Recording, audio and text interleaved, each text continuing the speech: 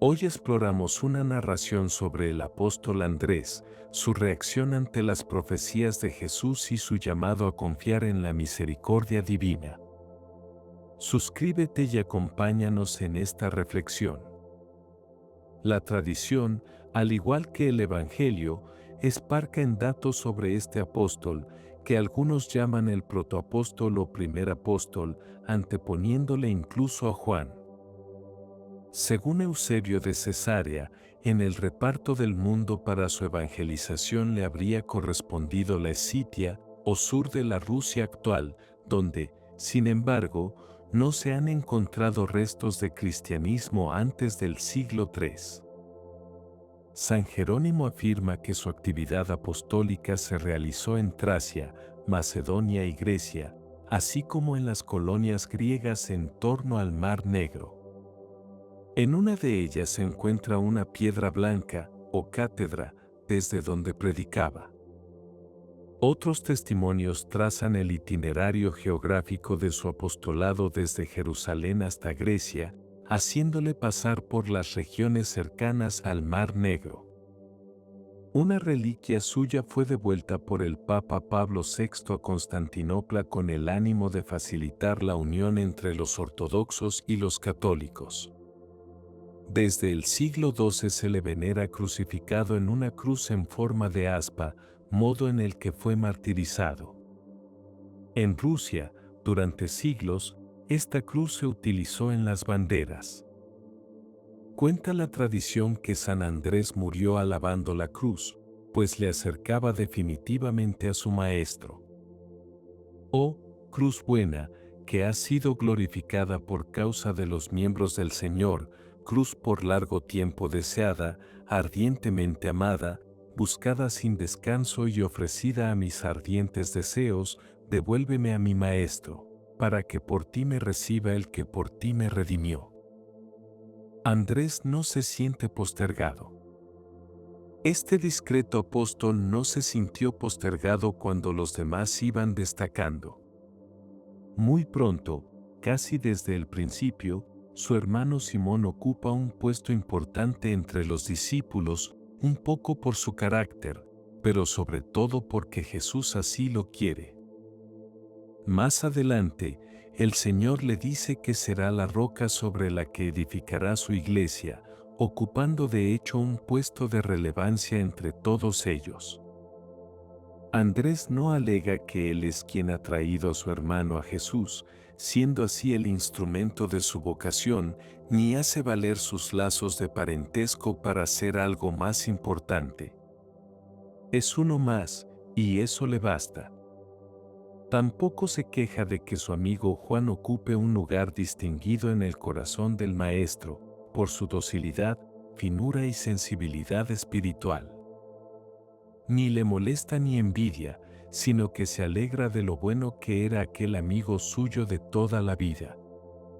Se goza de tener tan buenas amistades con una alegría muy cercana a la del Señor, y por los mismos motivos. Está contento porque es bueno. Cuando Jesús incorpora a Santiago, a Juan y a Pedro como confidentes más próximos, tampoco dice que él es uno de los dos primeros discípulos, ni que siguió a Jesús sin conocer siquiera que hacía milagros y tuvo fe en él antes de escuchar sus maravillosos discursos. Calla y se alegra con lo que tiene, consciente de que no es poco y más de lo que se siente digno. Estos son frutos de la humildad, produce alegría, mientras que los envidiosos o los vanidosos se entristecen y amargan por los mismos hechos. Andrés está en sintonía con Cristo desde el principio. No escribió ningún evangelio ni carta, ni interviene mucho en los relatos evangélicos. Es más, sus intervenciones son breves e incidentales, eso sí, muy eficaces. Podemos decir que una de las virtudes características de Andrés es la discreción. Es citado en la Escritura acompañando a Juan cuando buscan a Jesús, pero nada dice, aunque consigue que su hermano Pedro acuda a ver al Señor. En la multiplicación de los panes ayuda a Felipe cuando el Señor le pregunta, para probarle, cómo van a dar de comer a tanta gente y señala a un muchacho que tiene 5 panes de cebada y 2 peces. Esos alimentos son el origen material de la multiplicación de los panes y de los peces. Y cuando Felipe atiende la petición de los griegos que quieren ver a Jesús, acude a Andrés, y ambos van a Jesús, como si Andrés tuviese más influencia ante el Señor. Estos datos revelan discreción y humildad. No deja de ser significativo que todos ellos sean recogidos por Juan el Evangelista, su amigo de siempre.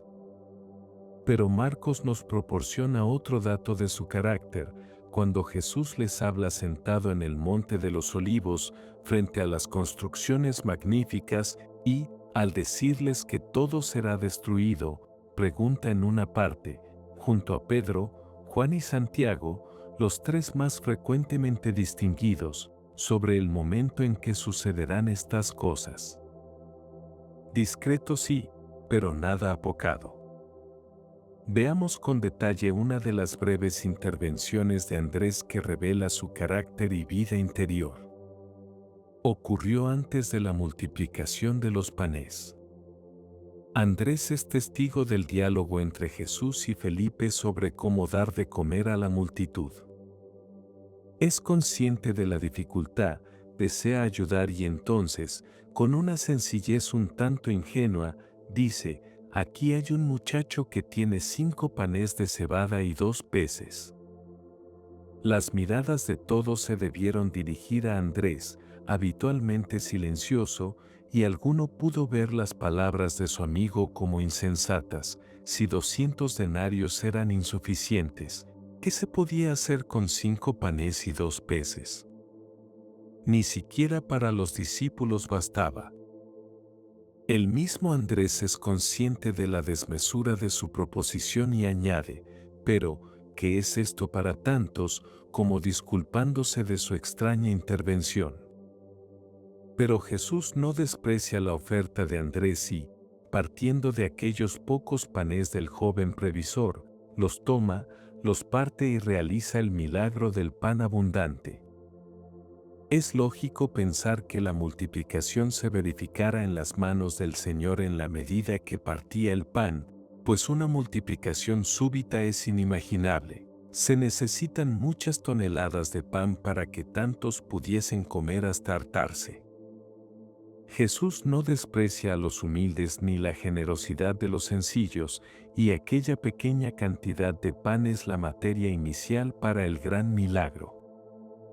Jesús se apoya en la generosidad del muchacho y en la sencillez de Andrés, del mismo modo que había utilizado agua para dar vino bueno y generoso a los novios de Caná cuando podría haber realizado el milagro sin la colaboración del agua, que tanto esfuerzo de transporte costó a los criados. Es muy posible que Jesús quisiera que Andrés, habitualmente silencioso por discreción y quizá por una cierta timidez, no quedara cortado y avergonzado por una salida de tono verdaderamente clamorosa. Una vez más, Jesús sabe alentar las virtudes de cada uno y ayuda a superar sus deficiencias.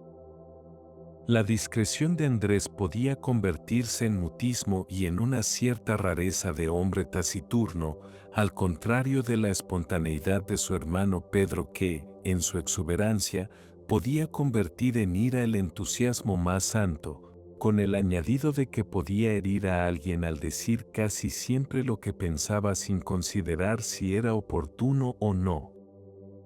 En la petición de ayuda por parte de Felipe a Andrés para llevar a los griegos a Jesús no se conocen palabras suyas, pero sí la eficacia de los hechos. Sin cambiar su modo fundamental de ser, no es corriente que se cambie el temperamento, lo corrige y encausa para convertir en virtud lo que podía ser un defecto, ser hombre de pocas palabras, pero de hechos eficaces. Ante la figura de Andrés vale la pena considerar la importancia de esta forma de humildad que es la discreción. La persona discreta habla cuando conviene y es necesario. Es mejor pocas palabras y hechos buenos que muchas palabras y pocas realidades. No en vano Jesús recomienda evitar la palabra ociosa. La experiencia humana confirma los muchos males que provienen de hablar demasiado, y lo acertado que es saber dominar la lengua. El apóstol Santiago dice respecto al uso de la lengua, que cada uno sea diligente para escuchar, pero lento para hablar y lento para la ira, haciendo ver como los enfados. La cólera y la soberbia llevan al descontrol de la palabra y a menudo se dicen cosas ofensivas, muy difíciles de arreglar. El modo de controlar la lengua es la humildad y la piedad. Si alguno se considera hombre piadoso, pero no refrena su lengua, engaña de ese modo a su corazón, su religiosidad es vana, es decir, falsa y mentirosa, pues falta a la caridad, a la prudencia y quizá a la justicia, como ocurre en las murmuraciones, los juicios temerarios, los chismes, las susurraciones, o incluso al hablar por hablar, que puede pasar de hacer cierta gracia a causar auténtico estorbo, pues una cosa es el suave silbido del viento y otra el rugido de la tempestad, aunque ambas sean producidas por el aire.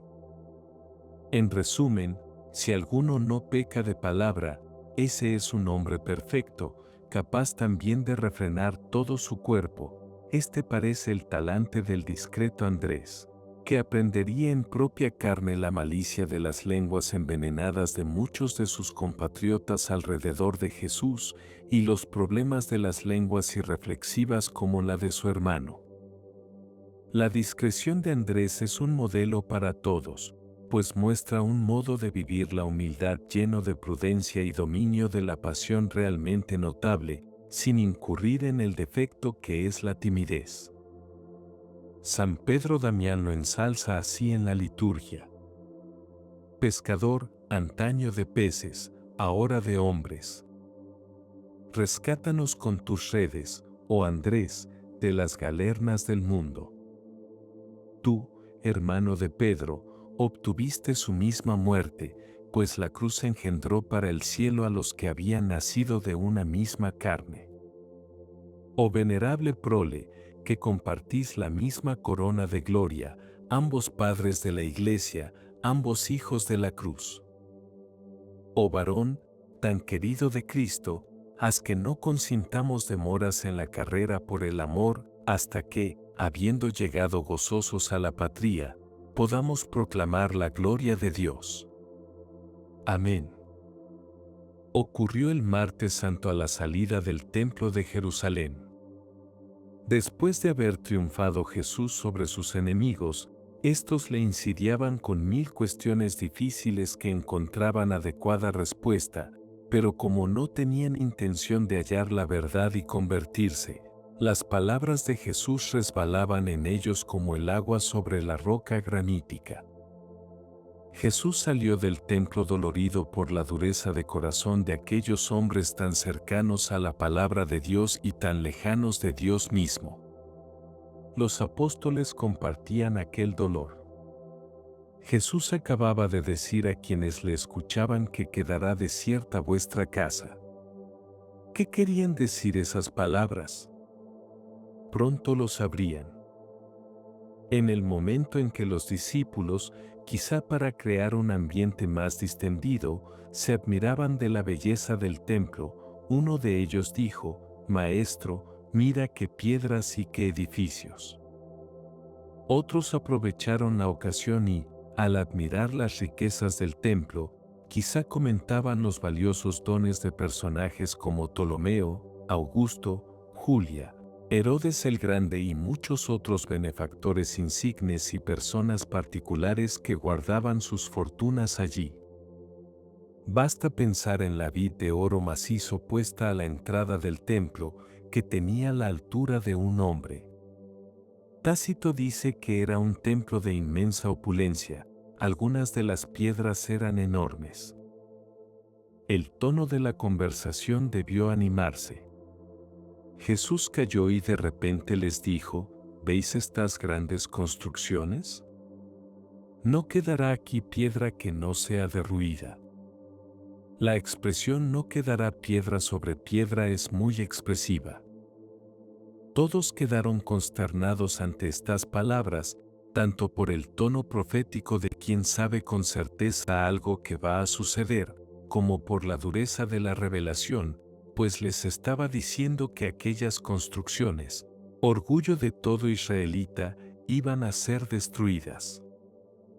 Cosa que ocurrió efectivamente antes de haber transcurrido 40 años por manos de Tito, futuro emperador.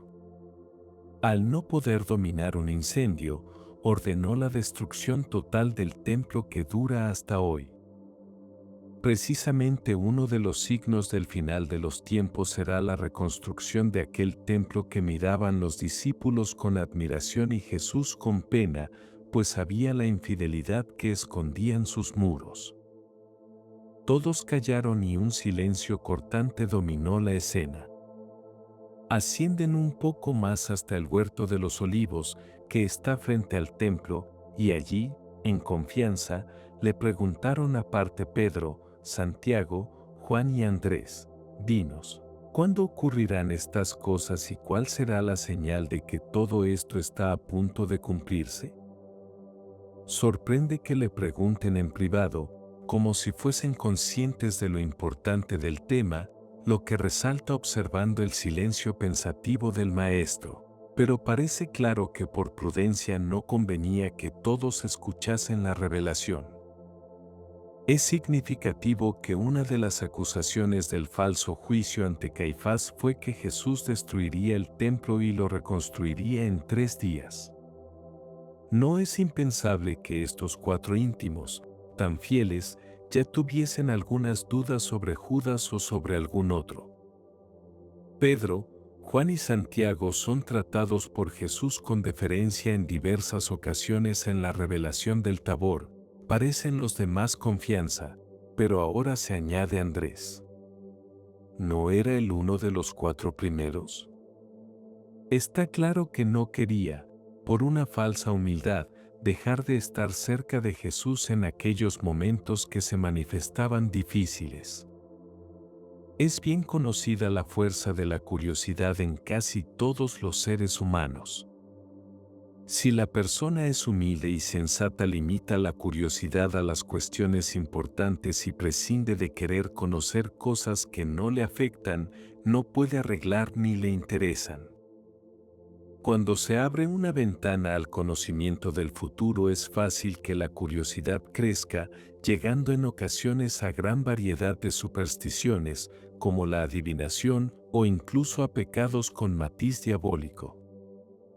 En estos casos se da una fascinación difícil de explicar, pero visible en muchos sectores sociales, especialmente entre personas poco cultas, aunque también se da el esoterismo entre personas más o menos cultivadas. Conviene recordar que el futuro está en manos de Dios, de modo que algunas cosas suceden necesariamente, como es la concesión de las gracias suficientes para que todos puedan salvarse, o el triunfo final de Cristo, y otras las quiere Dios condicionadas a la libertad de los hombres. Por ejemplo, si un hombre es rebelde y no quiere aceptar la gracia necesaria para salvarse, no se salva. Entre las cosas futuras está el fin del mundo. El tiempo comienza con la creación y concluye con el fin y el juicio. Es contraria a la revelación una consideración circular del tiempo, como si todo se repitiese indefinidamente. Jesús les mostrará a los 4 apóstoles lo que va a suceder antes del final definitivo, tras el cual volverá a venir con toda su gloria para juzgar a los hombres.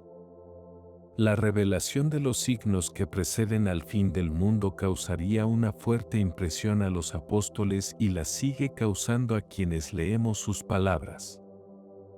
Ellos estaban tan acostumbrados a la misericordia del Señor que la dureza de las profecías les debió conmover, pues se trataba de una venida llena de justicia. En las palabras de Jesús se advierte con claridad la infinita caridad de Dios y la libertad de los hombres. Por un lado, serán tiempos difíciles, y por otro, muchas cosas variarán según la cantidad de hombres buenos o malos que haya. Toda la Sagrada Escritura describe a Dios en la doble dimensión de amor y justicia, y Cristo es mostrado como Redentor y Juez en la misma medida. Marginar la justicia de Dios, considerando superficialmente su amor, ni corresponde a lo que enseña la Biblia ni es adecuado para personas maduras, sino para infantiles mentales llenos de flojedad y egoísmo. Carles Cardó lo expresa con fuerza, al reflexionar que al ir a Dios se entra en el dominio de lo absoluto y de las dimensiones infinitas, se comprende que, así como Dios no puede amar más que con abnegación total, absoluta, sin más límite que lo que más pueda parecerse a una inmolación total de su ser. Así tampoco puede ser justo más que infinitamente, es decir, hasta el rigor que por ser divino ha de ser máximo, eterno, absoluto, irretractable. Si Dios, que es infinito al amar, no fuese infinito al castigar, dejaría de ser Dios. Negar a Dios esta infinitud en el castigo es destruir la idea de Dios por negar una dimensión divina. Es pensar en Dios a escala humana, con medidas minúsculas. Fuertes palabras, pero verdaderas. Volvamos la mirada al grupo de los 4 aventajados discípulos de Jesús, que le escuchan con fe, con curiosidad y con un cierto temor en el corazón, como es fácil suponer. Respecto al tiempo del fin del mundo no les quiere revelar el momento, en cuanto a aquel día y a aquella hora, nadie la conoce, ni los ángeles, ni el Hijo, sino solo el Padre, cosa comprensible, pues el temor, el desaliento, el cansancio o la despreocupación podrían hacer mella en los hombres y conviene que cada uno luche en el presente. Respecto al final absoluto queda claro que se trata de un juicio lleno de verdad, y cuando venga el Hijo del Hombre en su majestad y todos los ángeles con él, entonces se sentará sobre el trono de su majestad, y serán congregadas delante de él todas las gentes, y los apartará los unos de los otros, como el pastor aparta las ovejas de los cabritos. Estas revelaciones son importantes pues muestran que existe un final de la historia y un cumplimiento cabal de la sabiduría divina, sea cual sea la respuesta humana, pero importa menos para la persona individual, ya que cada uno al morir es juzgado según sus obras, los justos van al cielo, los pecadores al infierno, y aquellos que están en gracia, pero tienen pecados veniales o imperfecciones por purificar, van al purgatorio, según nos enseña la doctrina cierta de la Iglesia. Lo más novedoso son los signos que precederán al momento final, inicio de la consumación y del tiempo de prueba para la humanidad entera. Eso es lo que reveló Jesús a los suyos contemplando aquel templo que sería destruido al poco tiempo por la incredulidad de muchos. Las palabras del Señor sobre lo que acontecerá en los últimos tiempos se van mezclando con lo que sucederá al templo y al Israel incrédulo, y, en cierta manera, esto sucederá siempre a la Iglesia a lo largo de los siglos. Muchas veces se ha visto lo sucedido a Jerusalén como un preludio de lo que puede suceder a la humanidad si no se mantiene una suficiente fidelidad a Dios. Veamos lo fundamental de las palabras del Señor. Lo primero es el engaño, las guerras y las catástrofes naturales. Así lo enuncia uno de los evangelistas: mirad que nadie os engañe. Muchos vendrán en mi nombre diciendo, yo soy, y engañarán a muchos. Cuando oigáis que hay guerras y rumores de guerras, no tengáis miedo. Es preciso que esto suceda, pero no es todavía el fin. Pues se levantará pueblo contra pueblo y reino contra reino. Habrá terremotos en diversos sitios, habrá hambres. Muchos han visto en estas palabras lo que sucedió antes del año 70, cuando fue destruida Jerusalén. También han sucedido cosas similares a lo largo de la historia, pero parece que serán más intensas estas pruebas antes del fin definitivo, pues es solo el comienzo de los dolores. Quedémonos con los consejos de Jesús para estas pruebas: no tener miedo, no dejarse engañar y prepararse para la batalla de la fe. La segunda serie de señales es la aparición de persecuciones similares a las que padeció Cristo. Con estas revelaciones, Jesús les previene contra la tentación de pensar que su triunfo será fácil. Mateo lo escribe así: entonces os entregarán a los tormentos, y os matarán, y por mí seréis odiados de todos los pueblos. Muchos desfallecerán, y unos a otros se traicionarán y odiarán mutuamente. Surgirán muchos falsos profetas, y con el crecer de la maldad se enfriará la caridad de muchos. Son realidades fuertes, que solo atempera la insinuación de San Pablo sobre la conversión de los judíos. Ante el posible temor producido por estos hechos, Jesús les consuela diciendo que tendrán una ayuda especial del Espíritu Santo para perseverar. El que persevere hasta el fin, ese se salvará, y más aún, no se perderá ni un cabello de vuestra cabeza. Pero para ello necesitan paciencia. Las señales de la ruina de Jerusalén también son aplicables al fin del mundo. Se trata de la abominación de la desolación. Con esta expresión, el profeta Daniel señala una idolatría enorme, algo así como la profanación del templo de Dios realizada por Antíoco al colocar un ídolo allí, o bien ocupar el lugar más sagrado de una manera sacrílega y llena de un sorprendente poder. Las palabras donde no debiera estar, citadas por Marcos, quizá anuncian un poder humano que intentará suplantar el poder divino en la tierra, el poder que ejerce la Iglesia. El consejo del Señor para esta situación es orar, orad para que no suceda en invierno, una expresión que quizá quiere decir con pocos frutos, aunque la oración de los justos acortará el tiempo de prueba. Habrá en aquellos días tal tribulación cual no la ha habido desde que Dios creó hasta ahora, ni la habrá. Y si el Señor no acortase aquellos días, nadie se salvaría. En atención a los elegidos se abreviará. Estas señales ya son más directamente aplicables al fin de los tiempos. La tercera serie de señales es la aparición de falsos cristos y falsos profetas, capaces de hacer prodigios y de engañar si fuera posible a los elegidos, dice el Señor. San Pablo añade que vendrá una gran apostasía, unida a la aparición de un anticristo, al que llama hijo de la perdición, que se opone y se alza contra todo lo que se dice Dios o es adorado, hasta sentarse en el templo de Dios y proclamarse a sí mismo Dios. La destrucción de Jerusalén fue el escenario de lo esencial de estas señales, las cuales son signos tanto de lo que sucede ahora como de lo que sucederá al final en un grado máximo.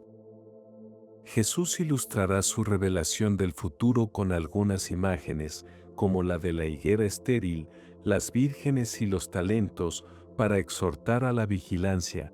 Estad alerta, vigilad, porque no sabéis cuándo vendrá este tiempo, pues no sabéis ni el día ni la hora. Incluso les previene contra una insensata confianza, como la que hubo antes del diluvio universal: se comía, se bebía, tomaban mujer y marido, hasta el día en que Noé entró en el arca. ¿Qué actitud tuvieron Simón, Juan, Santiago y Andrés al escuchar estas palabras del Señor? Un sabor agridulce de curiosidad satisfecha y un mejor conocimiento de la intimidad del Maestro. Por un lado, pueden compartir con Jesús su dolor y comprender su sacrificio. por otro, se sienten impulsados a ser más fieles y mejores anunciadores de la salvación, para que nadie pueda decir que no estaba avisado. Y, por fin, experimentan un cierto temor ante los tiempos difíciles que se avecinaban, aunque tuvieran gran confianza en Dios Todopoderoso. Andrés sentirá el peso de la confianza divina. Ese peso le ilumina y, al mismo tiempo, le carga con una responsabilidad similar a la de Cristo. El final de la exposición de Jesús sobre aquellos hechos fue sorprendente, pues dijo, inmediatamente después de la tribulación de aquellos días, el sol se oscurecerá y la luna no dará su resplandor, y las potestades de los cielos se conmoverán. Entonces aparecerá la señal del Hijo del Hombre, y en ese momento todas las tribus de la tierra prorrumpirán en llantos. Verán al Hijo del Hombre que viene sobre las nubes con gran poder y gloria. Y enviará a sus ángeles que, con trompeta clamorosa, reunirán a sus elegidos desde los cuatro vientos, de un extremo a otro de los cielos. Realmente, es el Dies Irae del que habla San Pablo, día de la ira y de la revelación del justo juicio de Dios, que retribuirá a cada uno según sus obras, la vida eterna para quienes, mediante la perseverancia en el bien, buscan gloria, honor e incorrupción, y la ira y la indignación, en cambio, para quienes, con obstinación, no solo se rebelan contra la verdad, sino que obedecen a la injusticia. Andrés sentirá temor ante los acontecimientos anunciados, pero también gozo por haber sabido encontrar a Jesús misericordioso antes de verlo como justo juez. Conviene que todo hombre, como Andrés, aproveche el tiempo de misericordia de esta vida arrepintiéndose de sus malas acciones, bautizándose y confesando sus pecados, pues desconoce tanto el tiempo del juicio final como el del juicio personal que se dará tras la muerte. Cada cual se encontrará con la verdad de su vida, tanto si fue generosa y recta, como si fue torcida y pecadora. No en vano dice San Agustín que Jesús no solo predijo los bienes que había de otorgar a los santos y fieles suyos, sino también los males que abundarían en esta vida. Y todo con el fin de que esperemos con mayor seguridad los bienes que han de seguir al fin de los tiempos, no obstante los males que los precederán. Vale la pena recordar el himno del Dies Irae, atribuido a Tomás de Celano, uno de los primeros seguidores de San Francisco.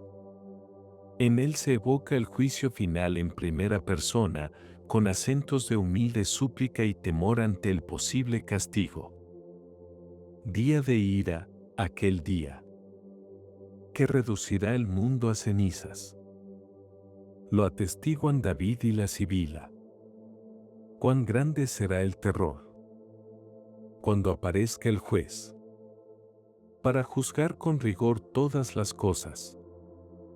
El sol se oscurecerá, la luna no dará su resplandor, y verán al Hijo del Hombre viniendo sobre las nubes con gran poder y gloria.